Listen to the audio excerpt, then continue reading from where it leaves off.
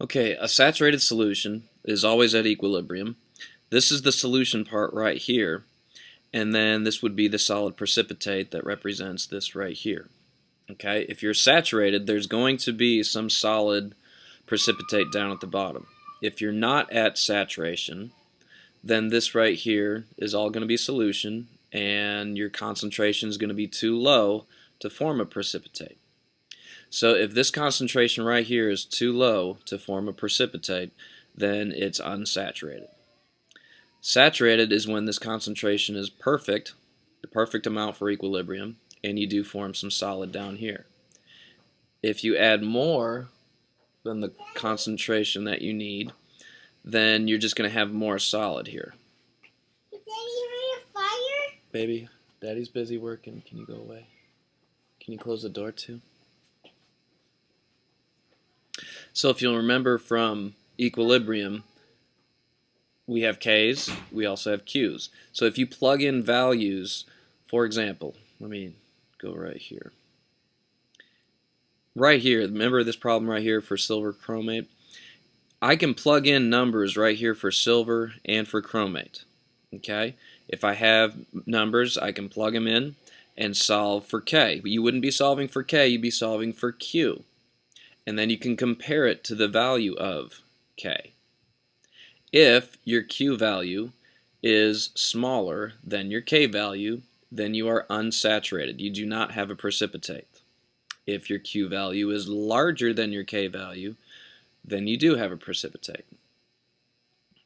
So, if Q is the same as K, that means you're at equilibrium, you have a saturated solution. If Q is larger than K, you have a precipitate, you have more solid. Solid will form, okay? Remember, if Q is larger than K, we'll be shifting to the left. Well, what's on the left? Oops. The solid right here, so you're going to form a precipitate. If Q is smaller than K, there's no precipitate. Remember, if Q is smaller than K, we'll be shifting to the right, and what's on the right-hand side? Aqueous ions, so you will have a solution.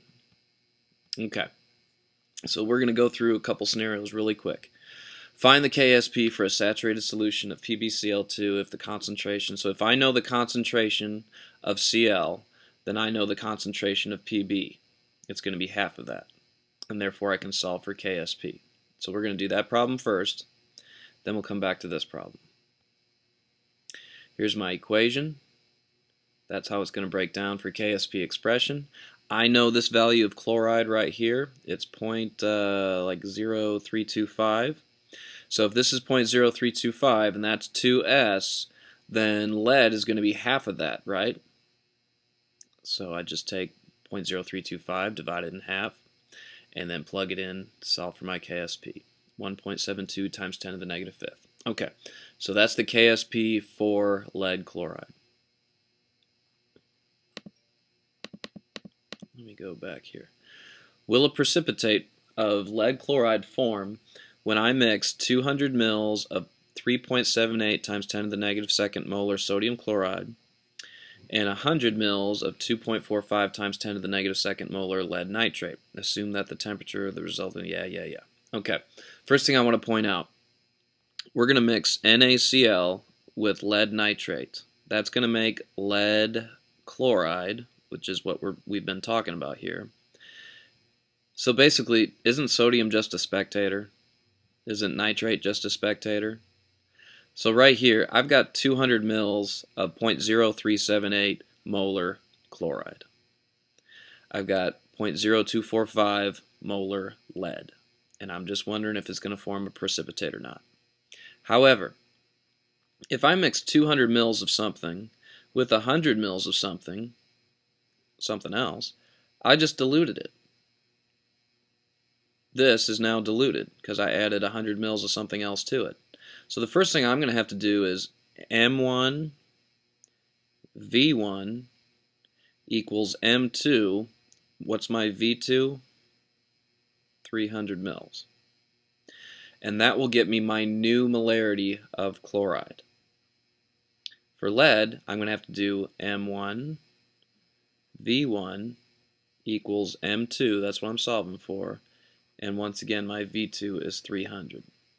So that will give me my new concentration of lead. That'll give me my new concentration of chloride. Let me catch up here. Okay, so step 1, find chloride. So I'm going to do M1V1 equals M2V2. Here's my new molarity of chloride. M1V1 equals M2V2. Here's my new molarity of lead 2. So now I'm going to plug it in for right here.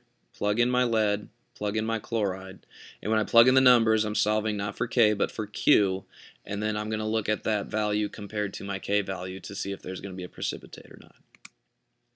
Plug in my value squared. I get a Q value of 5.19 times 10 to the negative 6th. And notice that that number is smaller than 1.72 times 10 to the negative 5th, which is my Ksp value. So remember, if Q is smaller than K, then that means there is no precipitate. If Q was larger than K, there would be a precipitate. So same thing that we did in equilibrium. You can plug in numbers here, solve for Q. That'll tell you where you're at, if you're saturated, if you're supersaturated, or if you're unsaturated, if there's no precipitate, or if there is a precipitate.